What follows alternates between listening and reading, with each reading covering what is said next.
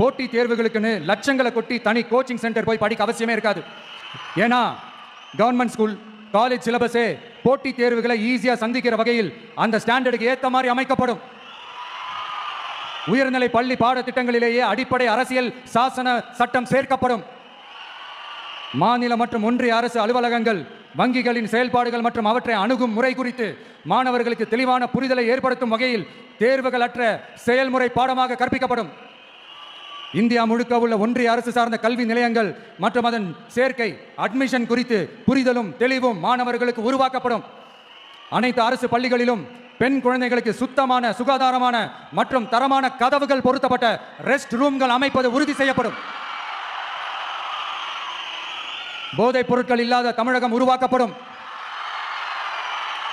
மாவட்ட கலெக்டர்கள் மற்றும் எஸ்பிகளில் சரிபாதி பெண்களாக இருக்கும்படி செய்வோம்.